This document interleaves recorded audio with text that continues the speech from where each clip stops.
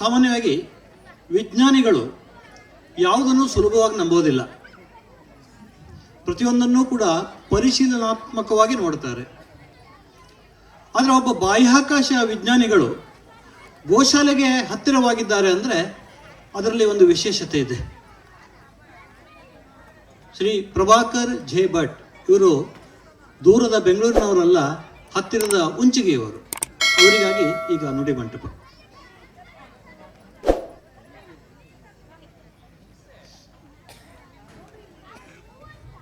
ಹರೇ ರಾಮ, ಶ್ರೀ ಗುರುಭ್ಯೋ ನಮಃ, ವಂದೇ ಗೋಮಾತರಂ.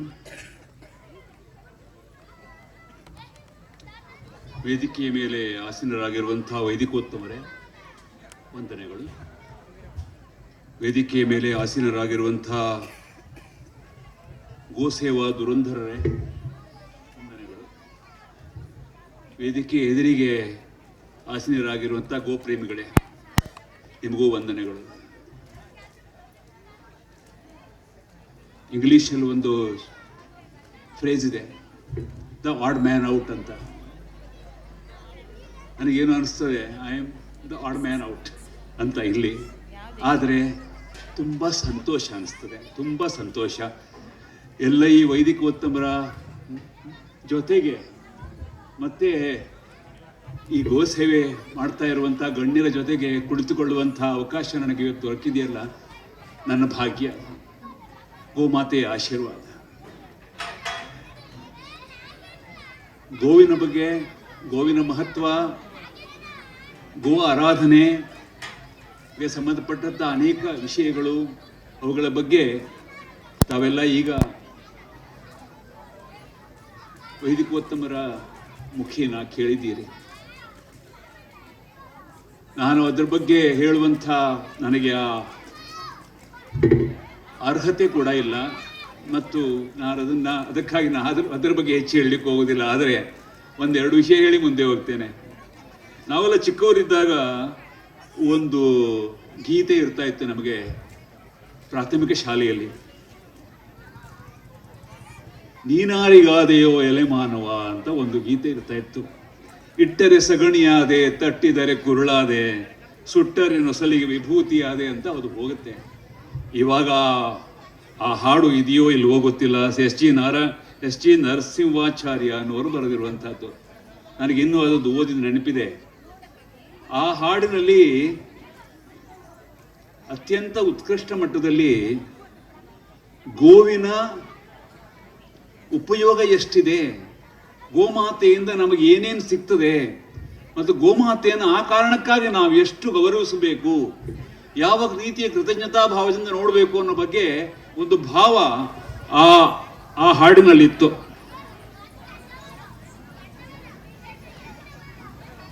ಆದರೆ ಸ್ವಲ್ಪ ಬೇಜಾರಿನಿಂದ ಹೇಳಬೇಕಾಗ್ತದೆ, ನಾವು ಚಿಕ್ಕವರಿದ್ದಾಗ ನಾವು ನೋಡ್ತಾ ಇದ್ವಿ, ಪ್ರತಿಯೊಂದು ಮನೆಯಲ್ಲೂ ಕೊಟ್ಟಿಗೆ ಇರ್ತಾ ಇತ್ತು. ನಾವೆಲ್ಲ ಚಿಕ್ಕವರಿದ್ದಾಗ ನೋಡಿದ್ದೇವೆ ಇದನ್ನ. ಪ್ರತಿಯೊಂದು ಮನೆಯಲ್ಲೂ ಕೊಟ್ಟಿಗೆ ಇರ್ತಾ ಇತ್ತು, ಗೋವುಗಳು ಇರ್ತಾ ಇದ್ವು, ಎಲ್ಲ ಇತ್ತು. ಬೇರೆ ಬೇರೆ ಕಾರಣಕ್ಕಾಗಿ ನಾವು ಯಾರನ್ನೂ ದೂಷಿಕ ಆಗೋದಿಲ್ಲ. ಬೇರೆ ಬೇರೆ ಕಾರಣಗಳಿಂದಾಗಿ ಇವತ್ತು ಅದು ಆ ಪರಿಸ್ಥಿತಿ ಇಲ್ಲ. ಇದು ಸ್ವಲ್ಪ ಅಷ್ಟೇ ಅಲ್ಲ, ಗೋವಿನ ಪರಿಸ್ಥಿತಿ ಇವತ್ತು ಏನಾಗ್ತಾ ಇದೆ ಅನ್ನೋದ್ರ ಬಗ್ಗೆ ನಾನು ಹೆಚ್ಚಿಗೆ ಹೇಳಲಿಕ್ಕೆ ಹೋಗೋದಿಲ್ಲ. ಭಾಳ ಅದರ ಬಗ್ಗೆ ನೆನೆಸ್ಕೊಂಡ್ರೆ ಸ್ವಲ್ಪ ಬೇಜಾರಾಗ್ತದೆ. ಅಂಥ ವ್ಯವಸ್ಥೆಯಲ್ಲಿ, ಅಂಥ ಪರಿಸ್ಥಿತಿ ಇದ್ದಾಗ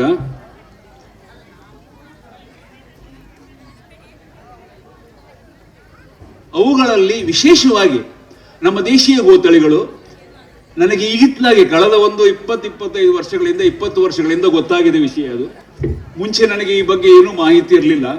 ನಾವೆಲ್ಲ ಚಿಕ್ಕವರಿದ್ದಾಗ ಗೋಪೂಜೆ, ಪಂಚಗವ್ಯ ಪ್ರಾಶನ, ಗೋವಿನ ಬಗ್ಗೆ ಆರಾಧನೆ ಎಲ್ಲವಲ್ಲೂ ಭಾಗವಹಿಸಿದ್ದೇವೆ. ಆದರೆ ಅದರ ಬಗ್ಗೆ ಹೆಚ್ಚು ಮಹತ್ವ ನಮಗೆ ತಿಳಿತಾ ಇರಲಿಲ್ಲ, ಚಿಕ್ಕವರಾಗಿದ್ವಿ.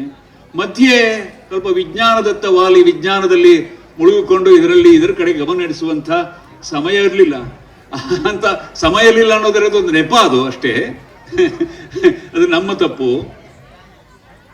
ಆದರೆ ಗೋವಿನ ಮಹತ್ವ, ಗೋವು ಎಷ್ಟು ಮುಖ್ಯ ನಮಗೆ ಅನ್ನೋ ಬಗ್ಗೆ ನನಗೆ ಸ್ವಲ್ಪ ಮಟ್ಟಿಗೆ, ಅತ್ಯಂತ ಅಲ್ಪ ಮಟ್ಟಿಗೆ ನನಗೆ ಸ್ವಲ್ಪ ತಿಳ್ಕೊಳ್ಳಿಕ್ಕೆ ಸಾಧ್ಯವಾಗಿದ್ದು ನಮ್ಮ ಗುರುಗಳು ಶ್ರೀ ಶ್ರೀ ರಾಘವೇಶ್ವರ ಭಾರತಿ ಸ್ವಾಮೀಜಿಯವರ ಆಶೀರ್ವಾದದಿಂದ ಅಂತ ಹೇಳಿದ್ರೆ ತಪ್ಪಾಗಲ್ಲ. ಯಾವುದೋ ಕಾರಣಕ್ಕಾಗಿ ಗುರೂಜಿಯವರು ಪೀಠಕ್ಕೆ ಬಂದಾಗ ಮೊದಲನೇ ಕೆಲವು ವರ್ಷಗಳು ಇಲ್ಲಿಯಾದರೂ ಅವರ ಪ್ರವಚನ ಇದ್ರೆ ಅದರಿಂದ ಆಕರ್ಷಿತನಾಗಿ, ಅವರು ಮಾತಾಡೋ ರೀತಿ, ಅವರು ಹೇಳುವಂತ ರೀತಿಯಲ್ಲಿ ಆಕರ್ಷಿತನಾಗಿ ಹಿಂದ್ಗಡೆ ಕೂತ್ಕೊಂಡು ಹೋಗಿ ಕೇಳ್ಕೊಂಡ್ ಬರ್ತಾ ಇದ್ದೆ ಬೆಂಗಳೂರಿನಲ್ಲಿ, ಗಿರಿನಗರದಲ್ಲಿ. ಆದರೆ ಮಠಕ್ಕೆ ಹೋಗುವಂತಹದ್ದು ಅಥವಾ ಇದು ಮಾಡುವಂತಹದ್ದು ಆ ಥರದ್ದು ಏನು ಇರಲಿಲ್ಲ. ಫ್ರ್ಯಾಂಕ್ ಆಗಿ ಹೇಳ್ತೇನೆ ನಿಮಗೆ. ಯಾವುದೋ ಒಂದು ಕಾರಣಕ್ಕಾಗಿ ನಮ್ಮ ಇಸ್ರೋದ ಒಬ್ಬ ಸಹೋದ್ಯೋಗಿ ನನ್ನನ್ನು ಕೇಳಿದ್ರು, ಶ್ರೀ ಗುರೂಜಿಯವರು ಕೇಳ್ತಾ ಇದ್ದಾರೆ ಹೊಸನಗರದಲ್ಲಿ, ಸ್ವಲ್ಪ ದಯವಿಟ್ಟು ಕ್ಷಮಿಸಿ, ನಾನು ಸ್ವಲ್ಪ ಬೇರೆ ಕಡೆ ಹೋಗ್ತಾ ಇದೆ, ಅದಕ್ಕೆ ವಾಪಸ್ ಬರ್ತೇನೆ ಈ ಮಾತಿಗೆ. ಹೊಸನಗರದಲ್ಲಿ ಆ ಜಾಗದಲ್ಲಿ ನೀರಿನ ಸೆಲೆಯನ್ನು ಹುಡುಕೋಕೆ ಉಪಗ್ರಹದ ಚಿತ್ರಗಳ ಮುಖಾಂತರ ಮಾಹಿತಿ ಕೊಡಬಹುದಾ ಅಂತ ಗುರೂಜಿಯವರು ಕೇಳಿದ್ದಾರೆ ಅಂತ. ನಾನು ಅವ್ರಿಗೆ ಹೇಳಿದೆ, ನೀವು ಹೇಳಿ ಅವರಿಗೆ ನಮ್ಮ ಟೆಕ್ನಾಲಜಿ ಏನಿದೆ, ಅದ್ರ ಬಗ್ಗೆ ಏನು ಮಾಡ್ಬೋದು ಅಥವಾ ಎಷ್ಟು ಮಾಡೋಕ್ಕಾಗಲ್ಲ ಅನ್ನೋದ್ರಲ್ಲಿ ಹೇಳಿ. ಇಲ್ಲ, ಹೇಗೆ ಹೇಳೋದು? ಆವಾಗ ಆ ವೇಳೆಯಲ್ಲಿ ನಮ್ಮ ಹತ್ರ ಇರುವಂಥ ಉಪಗ್ರಹದ ಕೆಪ್ಯಾಬಿಲಿಟಿ ಪ್ರಕಾರ ಹೊಸನಗರದ ನಮ್ಮ ಮಠದ ಜಾಗದಂಥ ಸಣ್ಣ ಜಾಗದಲ್ಲಿ ನೀರು ಸಿಕ್ಕಬಹುದಾ, ಎಲ್ಲಿ ಸಿಕ್ಕಬಹುದು ಅಂತ ಸ್ಪಾಟನ್ನು ಐಡೆಂಟಿಫೈ ಮಾಡುವಂಥ ಕೆಪ್ಯಾಬಿಲಿಟಿ ನಮ್ಮ ಹತ್ರ ಇರಲಿಲ್ಲ. ಆಗಿನ ನಮ್ಮ ಇಸ್ರೋ ಉಪಗ್ರಹಗಳು, ಇವತ್ತಿನ ಉಪಗ್ರಹಗಳ ವಿಷಯ ಬೇರೆ, ಆ ಕೆಪ್ಯಾಬಿಲಿಟಿ ಇದೆ ಇವತ್ತು, ಅವತ್ತಿರಲಿಲ್ಲ. ನಾ ಹೇಳಿ ನಿಮಗೆ ಅದನ್ನು ಇಲ್ಲ ಹೇಗೆ ಹೇಳೋದು ಗುರುಜಿ ಇರ್ತಾರೆ, ನಾನು ಕರ್ಕೊಂಡು ಹೋದರು. ನಾನು ಎಲ್ಲ ಪರಿಕರ ಸಾಮಗ್ರಿಗಳು, ಚಿತ್ರಗಳು, ಕೆಲವು ಪುಸ್ತಕಗಳು ಎಲ್ಲವನ್ನೂ ತಗೊಂಡು ಹೋಗಿದ್ದೆ. ಮೊದಲನೇ ಸಲ ಗುರೂಜಿಯವರ ಮುಖತಃ ಭೇಟಿ, ಅದು ನನ್ನ ಜೀವನದಲ್ಲಿ ಒಂದು ದೊಡ್ಡ ತಿರುವನ್ನು ತಂತು. ಆವತ್ತು 2 ಗಂಟೆ 3 ಗಂಟೆ ಕೂತ್ಕೊಂಡು ಆ ವಿಷಯದ ಬಗ್ಗೆ ಮಾತಾಡುವಾಗ ನನಗೆ ಅವರು ಕೇಳ್ತಾ ಇರುವವರ ಪ್ರಶ್ನೆಗಳನ್ನು ಕೇಳಿ ತುಂಬಾನೇ ಒಂದು ಪರಮಾಶ್ಚರ್ಯ ಆಗೋಯ್ತು. ಯಾಕಂದ್ರೆ ಅವರ ಫಾರ್ಮಲ್ ಎಜುಕೇಶನ್ ಎಷ್ಟು ಅಂತ ನನಗೆ ಗೊತ್ತು. ತುಂಬಾ ಇದಾಯ್ತು ಆ ವೇಳೆ, ತುಂಬಾ ಅದನ್ನು ಕೇಳಿ. ಅದರ ನಂತರ ನಾನು ಸ್ವಲ್ಪ ತುಂಬಾ ಒಂದು ಶ್ರೀ ಗುರುಗಳ ಒಂದು ಇಂದ ಆಕರ್ಷಿತನಾಗಿ ಅವರ ಪ್ರಭಾವಗಳಿಗೆ ಬಹಳಷ್ಟು ಮಠಕ್ಕೆ ಹೋಗೋದು, ಇಂಟ್ರಾಕ್ಷನ್ ಮಾಡೋಕೆ ಶುರು ಮಾಡಿದೆ. ಅದರಿಂದಾಗಿ ಶ್ರೀ ಗುರುಗಳ ಅನೇಕ ಯೋಜನೆಗಳು, ಸಮಾಜಮುಖಿ ಯೋಜನೆಗಳು ಅನೇಕ ಇವೆ. ಅನೇಕ ಯೋಜನೆಗಳ ಬಗ್ಗೆ ಎಲ್ಲ ಗೊತ್ತಾಯಿತು. ಅದರಲ್ಲಿ ಮುಖ್ಯವಾಗಿ ಅತ್ಯಂತ ಉತ್ಕೃಷ್ಟ ಮಟ್ಟದಲ್ಲಿರುವಂಥ ಕೆಲವು ಯೋಜನೆಗಳ ಪೈಕಿ ಗೋರಕ್ಷಣೆ ಮತ್ತು ದೇಶಿ ತಳಿ ಗೋ ಸಂವರ್ಧನೆ, ಇದರ ಬಗ್ಗೆ ನನಗೆ ಅತ್ಯಂತ ಹೆಚ್ಚಿನ ಮಾಹಿತಿ. ಮೊದಲನೇದಾಗಿ ನನಗೆ ಗೋವುಗಳ ಬಗ್ಗೆ, ಗೋವಿನಿಂದ ಏನೇನು ಸಾಧ್ಯ, ಗೋವುಗಳಿಂದ ನಮ್ಗೆ ಎಷ್ಟು ಉಪಯೋಗ ಅನ್ನೋ ಬಗ್ಗೆ ನನಗೆ ಮೊದಲನೇ ಸಲ ಜ್ಞಾನೋದಯ ಆಯಿತು ಅಂತ ಹೇಳಬೇಕು. ಅದರ ನಂತರ ಸ್ವಲ್ಪ ಬೇರೆ ಬೇರೆ ಕಡೆ ಗೋಶಾಲೆಗಳು, ಅಲ್ಲಿ ಗೋಶಾಲೆಗಳಿಗೆ ಹೋಗುವಂಥದ್ದು, ಗೋಶಾಲೆಗಳಿಗೆ ಭೇಟಿ ಕೊಡುವಂಥದ್ದು, ಇದೆಲ್ಲ ಶುರುವಾಯಿತು. ಸ್ವಲ್ಪ ಗೋವಿನ ಬಗ್ಗೆ ಆರಾಧನಾ ಮಟ್ಟ ಕೂಡ ನನ್ನ ಲೆಕ್ಕದಲ್ಲಿ ಸ್ವಲ್ಪ ಜಾಸ್ತಿ ಆಯಿತು. ಹಾಗಾಗಿ ಅದರ ನಂತರ ಹೊಸನಗರದಲ್ಲಿರುವಂಥ ಗೋಲೋಕ ಅನೇಕ ಸಲ, ಅದು ಮಾಲೂರಿನಲ್ಲಿರುವಂಥ ಗೋ ಆಶ್ರಮ ಅಲ್ಲಿಗೆ, ಮತ್ತೆ ಬಾನ್ಕುಳಿಯಲ್ಲಿರುವಂಥ ಗೋ ಸ್ವರ್ಗ ಅನೇಕ ಸಲ ಹೋಗಿದ್ದೇನೆ. ಅಲ್ಲೆಲ್ಲ ಹೋಗಿದ್ದೆ. ಆದರೆ ಅದೇನು ಅಷ್ಟೆಲ್ಲ ಹೋದರೂ ಕೂಡ ನನಗೆ ಇಲ್ಲಿಯ ನಮ್ಮ ಊರಿನ ಹಿತ್ತಲದಲ್ಲಿರುವಂಥ ನಮ್ಮ ಊರಿನಲ್ಲಿರುವಂಥ ಹೊಸ ಗೋಶಾಲೆ ಬಗ್ಗೆ ನನ್ನ ಅಕ್ಕ ಹೇಳ್ತಾ ಇದ್ರು. ನನ್ನ ಅಕ್ಕ ಯಮುನಾಬಾಯಿ ಅವರು ಹೇಳ್ತಾ ಇದ್ರು, ತುಂಬ ಹೇಳ್ತಾ ಇದ್ರು. ಆದರೆ ನನಗೆ ಇಲ್ಲಿ ಬಂದಿರಲಿಲ್ಲ. ನನ್ನ ಪುಣ್ಯ, ನಮ್ಮ ಒಬ್ಬರು ಮಿತ್ರ ಅರುಣ್ ನಾಯ್ಕ್ ಅವರು ಒಂದ್ಸಲ ಕರ್ಕೊಂಬಂದ್ರು ಸರ್ ಅವರು ನನ್ನನ್ನು ಕರ್ಕೊಂಬಂದ್ರು ಇಲ್ಲಿಗೆ. ಅವರು ಒಂದು ದಿವಸ ಕರ್ಕೊಂಬಂದ್ರು. ಆ ದಿವಸ ಸಾಯಂಕಾಲ ನಾವು ಮುಂದೆ ಹಾಗೆ ವಿಸಿಟ್ ಕೊಟ್ಟು ಹೋಗ್ಬೇಕಂತ ಬಂದವರು. ಆದರೆ ಬಂದ ಮೇಲೆ ನಾನು ಇಲ್ಲಿ ಆ ದಿವಸ 2-2.5 ಗಂಟೆ ಇದ್ದೆ. ಎಲ್ಲೋ ನೋಡ್ಕೊಂಡು ಇದು ಮಾಡ್ಕೊಂಡು ಇಲ್ಲಿಯ ಪರಿಸ್ಥಿತಿ ಮತ್ತೆ ಇದ್ರ ಬಗ್ಗೆ ಕೇಳಿದೆ. ಆವಾಗ ಗೊತ್ತಾಯ್ತು ಈ ಗೋಶಾಲೆಯ ವಿಶಿಷ್ಟತೆ. ಗೊತ್ತಿರಲಿಲ್ಲ ನನಗೆ. ದಯವಿಟ್ಟು ಈ ವಿಷಯದ ಬಗ್ಗೆ ನಾನು ಫ್ರ್ಯಾಂಕ್ ಆಗಿ ಹೇಳ್ತಾ ಇದ್ದೇನೆ ನಿಮಗೆ, ಯಾವ ಥರ ಆಗ್ತದೆ ಅನ್ನೋ ಬಗ್ಗೆ ಒಬ್ಬ ಮನುಷ್ಯನ ಜೀವನದಲ್ಲಿ. ಇದು ಈ ಶಾಲೆಯ ವಿಶಿಷ್ಟತೆ. ಯಾಕಂದ್ರೆ ಗೋವಿಗಾಗುತ್ತಿರುವಂಥ ಅನ್ಯಾಯ, ಗೋವಿನ ವಿಷಯದಲ್ಲಿ ಏನಾಗ್ತಾ ಇದೆ ಅನ್ನೋ ಬಗ್ಗೆ ಅದರ ಬಗ್ಗೆ ಮಾಹಿತಿ ಆಗಲೇ ಇತ್ತು. ಆದರೆ ಈ ಗೋಶಾಲೆಯ ವಿಶಿಷ್ಟತೆ, ಈ ಗೋಶಾಲೆಯಲ್ಲಿ ಇವತ್ತೂ ಕೂಡ ನನಗೆ ನನ್ನ ಅಂದಾಜು ಈ ಗೋಶಾಲೆಯಲ್ಲಿರುವಂಥ ಗೋವುಗಳ ಸಂಖ್ಯೆ ಹೆಚ್ಚಿನ ಪರ್ಸೆಂಟೇಜ್ ಸಂಖ್ಯೆ ಗೋವುಗಳು ಮರಣದ ಅಂಚಿಗೆ ಹೋಗಿ ಬಂದು ವಾಪಸ್ ಬಂದು ಅಪಘಾತ ಆಗಲಿ ಅಥವಾ ಕಸಾಯಿಖಾನೆಗೆ ತಗೊಂಡು ಹೋಗ್ತಾ ಇರುವಂಥ ಗೋವುಗಳಾಗಲಿ ನೆನೆಸ್ಕೊಂಡ್ರೆ ಇದಾಗ್ತದೆ. ನಾವು ಗೋಮಾತೆ ಈಗ ಹೇಗೆ ಕೇಳಿದ್ದೀರಾ ನೀವು, ಗೋವಿನ ಬಗ್ಗೆ ಕೇಳಿದ್ದೀರಾ, ಗೋಮಾತೆ ಅದನ್ನ ಆ ಗೋಮಾತೆಯನ್ನ ಈ ಮಟ್ಟಕ್ಕೆ ನಡೆಸ್ಕೊಳ್ತಾರಲ್ಲ ಅನ್ನೋದು ತುಂಬಾ ಒಂದು ಮನಸ್ಸಿಗೆ ಚುಚ್ಚುವಂತ ವಿಷಯ. ಅಂಥ ಒಂದು ಗೋಮಾತೆಯನ್ನು ರಕ್ಷಿಸುವಂತ ಕೆಲಸ ಇಲ್ಲಿ ಈ ಗೋಶಾಲೆಯಲ್ಲಿ ನಡೀತಾ ಇದೆ. ಅದೇನೋ ಬಹಳ ತುಂಬಾ ನನಗೆ ಒಂದು ಅಟ್ಯಾಚ್ಮೆಂಟ್ ಆಯಿತು. ಅದರ ನಂತರ ಪ್ರತಿ ಸಲ ಊರಿಗೆ ಬಂದಾಗಲೂ, ನಾನು ಊರಿಗೆ ಈಗಿತ್ತಲಾಗಿ ರಿಟೈರ್ ಆದಮೇಲೆ 2 ತಿಂಗಳಿಗೆ 3 ತಿಂಗಳಿಗೆ ಒಂದ್ಸಲ ಬರ್ತೇನೆ. ಪ್ರತಿ ಸಲ ಬಂದಾಗಲೂ ಒಂದು ದಿವಸ ಇಲ್ಲಿ ಬಂದು ಒಂದು 2-3 ಗಂಟೆ ನನ್ನ ವಿವೇಕ್ ಅವರನ್ನು ನಾನು ಅವ್ರಿಗೆ ಥ್ಯಾಂಕ್ಸ್ ಹೇಳಬೇಕು. ಅವರ ಸಹಾಯದೊಂದಿಗೆ ನಾನು ಒಂದು 2-3 ಗಂಟೆ ಇಲ್ಲಿ ಕಳೆದು ಹೋಗ್ತೇನೆ ಮತ್ತು ಎಲ್ಲವನ್ನು ತಿಳ್ಕೊಂಡು ಇದು ಮಾಡ್ಕೊಂಡು, ಅದೇನೋ ಇಲ್ಲಿ ಬಂದರೆ ಇಲ್ಲಿ ವೈಬ್ರೇಷನ್, ಇಲ್ಲಿ ಬಂದರೆ ಇಲ್ಲಿ ಓಡಾಡಿದ್ರೆ ಏನೋ ಒಂದು ಬೇರೆ ಒಂದು ಫೀಲಿಂಗ್ ಬರ್ತದೆ. ಅದೆಲ್ಲಕ್ಕೆ ಕಾರಣ ಶ್ರೀ ಸಂಸ್ಥಾನ. ಅವರ ಪ್ರವಚನಗಳು, ಅವರು ಗೋವಿನ ಬಗ್ಗೆ ಹೇಳಿರುವಂತಹ ಮಾತುಗಳು, ಆಮೇಲೆ ಇವತ್ತು ನೀವು ಕೇಳಿದಂಥ ವೈದಿಕೋತ್ತಮರು ಅಂಥವರಿಂದ ಕೇಳಿದಂಥ ಮಾತುಗಳು, ಅದರ ಇಫೆಕ್ಟು ಜೊತೆಗೆ ಗೋಮಾತೆ ಎದುರಿಗೆ ನೋಡುವಂತಹ ಒಂದು ಭಾಗ್ಯ, ಅದನ್ನು ನೋಡಿಕೊಂಡು ನಮಗೆ ಅದರಿಂದ ನನಗೆ ತುಂಬಾನೇ ಒಳ್ಳೆಯದಾಗಿದೆ. ಮತ್ತೆ ಹೆಚ್ಚು ಹೇಳಲಿಕ್ಕೆ ಹೋಗೋದಿಲ್ಲ ನಾನು, ಅದರಿಂದ ನನಗೆ ಒಳ್ಳೆಯದಾಗಿದೆ. ಇದರಿಂದ ಆಮೇಲೆ ಇನ್ನೊಂದು ವಿಷಯ ಹೇಳಲಿಕ್ಕೆ ನಾನು ಇಷ್ಟಪಡ್ತೇನೆ. ಈ ಗೋಶಾಲೆ, ನಾನು ಅನೇಕ ಗೋಶಾಲೆಗಳಿಗೆ ಹೋಗಿದ್ದೇನೆ, ಎಲ್ಲ ಗೋಶಾಲೆನೂ ಚೆನ್ನಾಗಿ ನಡೀತಾ ಇದೆ. ಆದರೆ ಈ ಗೋಶಾಲೆಯ ಬಗ್ಗೆ ಒಂದು ವಿಶೇಷತೆ ಇದೆ. ಈ ಗೋಶಾಲೆಯನ್ನು ನಡೆಸುವಂಥ ಟೀಮ್ ಇದೆಯಲ್ಲ, ಟೀಮ್, ದ ಹೋಲ್ ಟೀಮ್, ಅವರಲ್ಲಿ ಅನೇಕರು ಗೊತ್ತು ನನಗೆ, ಅನೇಕರು ಗೊತ್ತು. ಆ team, hats off to them. ನಾನು ಇಂಗ್ಲೀಷ್ನಲ್ಲಿ ಇದೊಂದು ಟರ್ಮ್ ಇದೆ, ಹ್ಯಾಟ್ಸ್ ಆಫ್ ಅಂತ, ಅಷ್ಟೇ ಹೇಳಬಲ್ಲೆ ನಾನು. ಯಾಕಂದರೆ ನನಗೆ ಗೊತ್ತು ಯಾವ್ಯಾವ ತೊಂದರೆಗಳನ್ನು ನೀವು ಅನುಭವಿಸ್ತಾ ಇದ್ದೀರಿ, ಏನಾಗ್ತಾ ಇದೆ ಅನ್ನೋದೆಲ್ಲ. ಎರಡನೇದಾಗಿ ಇಲ್ಲಿ ಕೆಲಸ ಮಾಡುವಂಥ ಗೋಸೇವಕರು, ಆ ಗೋಸೇವಕರ ಟೀಮ್, ಅವರಿಗಂತೂ ಅನಂತ ಧನ್ಯವಾದಗಳನ್ನು ಹೇಳಬೇಕು. ಬಿಕಾಸ್ ಅವರು ಮಾಡ್ತಿರುವಂಥ ಕೆಲಸ ಅತ್ಯಂತ ಶ್ರೇಷ್ಠವಾದದ್ದು. ಮತ್ತು ಈ ಶಾಲೆಯಲ್ಲಿ ನಡೆಸುವಂಥ ಅವ್ರ ರೀತಿ ಉಂಟಲ್ಲ, ಅದರಲ್ಲಿ ನನಗೆ ವಿಶೇಷವಾಗಿ ನನ್ನ ಮಿತ್ರ ವಿವೇಕ್ ಅವರ ಹೆಸರನ್ನು ನಾನು ಹೇಳಲೇಬೇಕು. ವಿವೇಕ್ ಅವರು ಯಾವ ರೀತಿಯಲ್ಲಿ ಇಲ್ಲಿ ಒಂದು ಸೇವೆಯನ್ನು ಕೊಡ್ತಾ ಇದ್ದಾರೆ ಅಂತ ನಾನು ತುಂಬ ಕಾಂಟ್ಯಾಕ್ಟ್ನಲ್ಲಿರ್ತೇನೆ. ವಿವೇಕ್ ಅಷ್ಟೇ ಅಲ್ಲ, ಮತ್ತೆ ಕೆಲವರ ಜೊತೆಗೆ ಕಾಂಟ್ಯಾಕ್ಟ್ನಲ್ಲಿರ್ತೇನೆ. ಒಂದು ವಿಷಯ ಹೇಳ್ತೇನೆ, ನಾವು ಸ್ವಲ್ಪ ಮಾಡರ್ನ್ ಟೆಕ್ನಾಲಜಿ ಯೂಸ್ ಮಾಡುವವರು.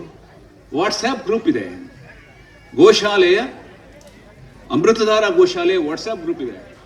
ದಿಸ್ ವಾಟ್ಸ್ಆ್ಯಪ್ ಗ್ರೂಪ್ ಇದೆಯಲ್ಲ, ಇದು is different from normal WhatsApp groups. WhatsApp group ಅಂದರೆ ಏನಾಗುತ್ತೆ ನಿಮ್ಗೆ ಗೊತ್ತು, ಎಲ್ಲರೂ ಬೇಕಾದೆಲ್ಲ ಹಾಕ್ತಾರೆ, ಏನೇನೋ ಇರುತ್ತೆ, ಒಂಥರ ಬೋರ್ ಹೊಡೆದು ಹೋಗುತ್ತೆ ನೋಡ್ತಾ. ಆ ಥರ ಇಲ್ಲ. ಇಲ್ಲಿ ಏನಂದರೆ ಅಡ್ಮಿನ್ ಇಸ್ ವಿವೇಕ್.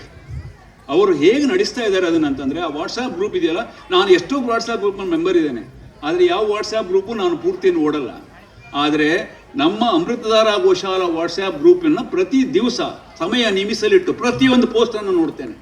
ಇದರ ಅರ್ಥ ಏನು ಅಂದರೆ, ಅಲ್ಲಿ ಗೋವು ಮತ್ತೆ ಗೋಶಾಲೆ ಮತ್ತೆ ಅದಕ್ಕೆ ಸಂಬಂಧಪಟ್ಟ ವಿಷಯ ಬಿಟ್ಟು ಬೇರೆ ಯಾವ ವಿಷಯನೂ ಇರೋದಿಲ್ಲ. ಬೇರೆ ಏನಾದ್ರು ಪೋಸ್ಟ್ ಆದರೆ ನಿರ್ದಾಕ್ಷಿಣ್ಯವಾಗಿ ವಿವೇಕ್ ಅವರು ಡಿಲೀಟ್ ಮಾಡ್ತಾರೆ. This is what the admin should do for A WhatsApp group. ನಾನು ಹೇಳೋದೇನೆಂದರೆ, ಇಲ್ಲಿ ನಡೆಯುತ್ತಿರುವಂಥ ವಾಟ್ಸ್ಆ್ಯಪ್ ಹೊರಗಡೆ ನಿಮಗೆ ಬಂದಾಗ ಫೋನ್ ನಂಬರ್ ಬರೀರಿ, ಹೆಸರು ಬರೀರಿ ಅಂದರು. ಯಾಕೆ? ಉದ್ದೇಶ ಏನಂದರೆ, ನಿಮ್ಮನ್ನ ಅವರು ಆ ಗ್ರೂಪಿಗೆ ಸೇರಿಸ್ಕೊಂಡ್ರೆ ನಿಮಗೂ ಮಾಹಿತಿ ಹಂಚಬಹುದು ಅನ್ನೋ ಭಾವನೆ ಇದೆ. ಅದಕ್ಕೋಸ್ಕರ ಕೇಳ್ತಾ ಇದ್ದಾರೆ, ಬೇರೆ ಯಾವ ಕಾರಣಕ್ಕೂ ಅಲ್ಲ. ದಯವಿಟ್ಟು ಯಾರು ಅಲ್ಲಿ ಬರೆದಿಲ್ವೋ ವಾಪಸ್ ಹೋಗುವಾಗ ಅವರು ಬರೆದ್ಬಿಟ್ಟು ಹೋಗಿ.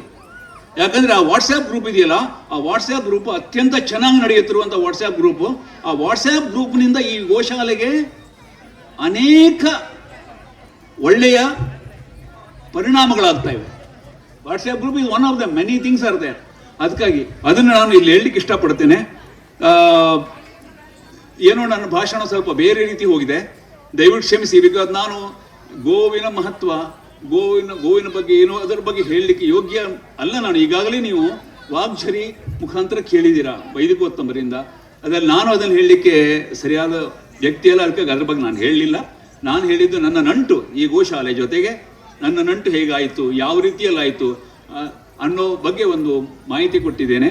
ನಾವೆಲ್ಲ ಒಟ್ಟಾಗಿ ಇಲ್ಲಿಯ ಸಮಿತಿ ಮತ್ತು ಇಲ್ಲಿ ಕೆಲಸ ಮಾಡುವಂಥ ಗೋಸೇವಕರು ಮತ್ತು ಎಲ್ಲ ದಾನಿಗಳು ಅವ್ರ ಜೊತೆ ಕೈ ಜೋಡಿಸಿ ನಾವು ಈ ಗೋಶಾಲೆ ಅತ್ಯಂತ ಚೆನ್ನಾಗಿ, ಅತ್ಯಂತ ನಿರ್ವಹಣಾ ವೆಚ್ಚಕ್ಕೆ ಏನೂ ತೊಂದರೆ ಬರದ ಹಾಗೆ ಅತ್ಯಂತ ಚೆನ್ನಾಗಿ ನಡ್ಕೊಂಡು ಹೋಗಲಿ, ಅನೇಕ ಗೋಮಾತೆಯರ ರಕ್ಷಣೆ ಆಗಲಿ, ದೇಶಿ ಗೋವುಗಳ ತಳಿ ಅಭಿವೃದ್ಧಿ ಆಗಲಿ, ಆ ರೀತಿಯಲ್ಲಿ ಸಾಗುವಂತೆ ನಾವೆಲ್ಲ ಒಟ್ಟುಗೂಡಿ ಕೆಲಸ ಮಾಡೋಣ ಅಂತ ನಿಮ್ಮಲ್ಲಿ ಬೇಡ್ಕೊಳ್ತಾ ನಾನು 2 ಮಾತುಗಳನ್ನು ಮುಗಿಸ್ತೇನೆ. ಒಂದೇ ಗೋಮಾತರಂ. ಗೋಶಾಲೆಗೆ ಯಾಕೆ ಹತ್ತಿರ ಬಂದೆ ಅನ್ನೋದರ ಉತ್ತರ ನಿಮಗೆಲ್ಲ ಸಿಕ್ಕಿದೆ ಅಂತ ಭಾವಿಸಿದ್ದೇನೆ.